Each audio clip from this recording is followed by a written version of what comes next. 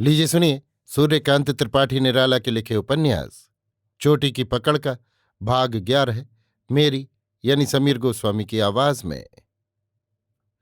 दिलावर रामफल के पास गया। अपने जीवन से उसको बड़ी ग्लानि हुई। बचाव नहीं। नसों से जैसे देह वो दुनिया के जाल से बंधा हुआ है और सिर्फ 10 रुपए महीने के लिए जान की बाजी लगाए फिर रहा है। कहीं से छुटकारा नहीं। जहां तक निगाह जाती है यही जाल बिछा हुआ है। लुभाने वाली जितनी चीजें हैं सभी खून से रंगी हुई। जितने सिपाही हैं सब जोड़े मिलाए हुए। बाहर वाले नहीं पहचान सकते। एक तरह के 3-4 भी। उन्हीं की तरह ये इमारत, जमींदारी, हीरे मोती जवाहरात, चमक दमक, रूप रंग, कुल बनावटी। इनकी असली सूरत कुछ और है। ये स्वर्ग दिखता हुआ दृश्य नरक है। ये राजे महाराजे राक्षस। ये देवी देवता पत्थर के, काठ के, मिट्टी के। रामफल बैठा हुआ था। दिलावर ने कहा, चलो बदलो। कैसे, क्या बात है?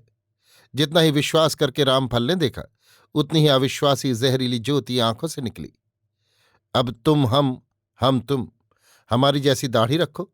चलो, एक देवता आए हैं, कोई साधु हैं, ले आना है, दामाद की तरह रखना है। खास राजा की बात है, दीवार भी न सुने। वो भी उस काल कोठरी में कभी कभी दर्शन देंगे। जल्द चलो। क्या बात है? जल्द चल, बात तो दुनिया भर की जानता है। रामफल उठा। दोनों राजा की ओर से रखे गए सिपाहियों के नाई की ओर चले। नाई फुर्सत में था। कहा, पालागो रामफल महाराज। राम राम दिलावर साहब। रामफल ने आशीर्वाद दिया। दिलावर ने राम राम की। रामफल ने कहा, बहुत दाढ़ी बढ़ गई है, खुजला रही है, इसके बराबर कर दो, मूछें भी किनारे छाट दो। वाह महाराज, नाई ने कहा, हम समझे आप शौक बुझाते हुए पितरों को भूल गए, लेकिन परमात्मा की कृपा है। बैठ जाइए, धन्य हूं मैं। रामफल बैठे। नाई ने दिलावर की जैसी दाढ़ी मूछें बना दी। फिर दिलावर से पूछा, आपका साहब कौन सा फैशन होगा? आजकल तो करजन फैशन की चाल है। वो काम पूरा होने पर सराध में जैसे इसने काम अधूरा छोड़ रखा है। इसकी जैसी थी वैसी ही बना दो। अभी दाढ़ी के बाल कुछ छोटे हैं, खैर नौकदार बना दो। नाक के नीचे वाले बाल सफाचट कर दो। नाई गंभीर हो गया। दिलावर बैठे। रामफल तल्लीन होकर शीशा देखते रहे। बाल बन जाने पर दोनों तालाब में स्नान करने गए। दिलावर ने लुंगी पहनी। दोनों चले। बाहर के फाटक पर प्रभाकर बैठा हुआ ऊब रहा था। दिलावर ने रामफल को दिखाया। कहा, आप हैं। रास्ते में उसने अच्छी तरह समझा दिया था। उसकी बात प्रभाकर ने नहीं सुनी। दिलावर के रूप में रामफल को देखकर उसको धुकचा लगा, पर उसको अपने काम से काम था।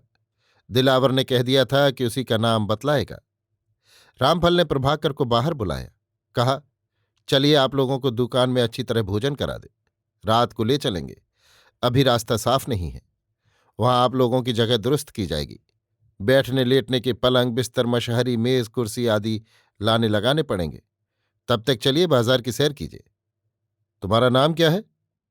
हमारा नाम है दिलावर। बाजार में राजा की ही व्यवस्था थी, सामान वहीं रखा था। आदमी इधर उधर टहलते थे। प्रभाकर को देखकर सब इकट्ठे हो गए। एक दर्जी ने पूछा, सिपाही जी आप कौन हैं? दिलावर ने कहा, उस्ताद है जैसे आप खलीफा। गवैये हैं? एक दूसरे ने पूछा। हाँ, नचनिए भी हैं। आजकल तो तबले का बोलबाला है। वो आ गई है ना, बिरादरों की आमद रफ्त हो चली है, रात को ठनकेगा।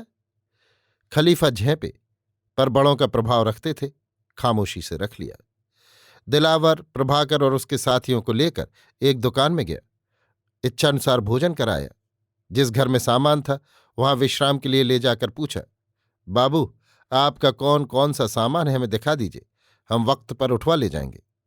दूसरे कमरे में सामान बंद था। ताली जिसके पास थी वो आदमी बाहर था। प्रभाकर जानता था।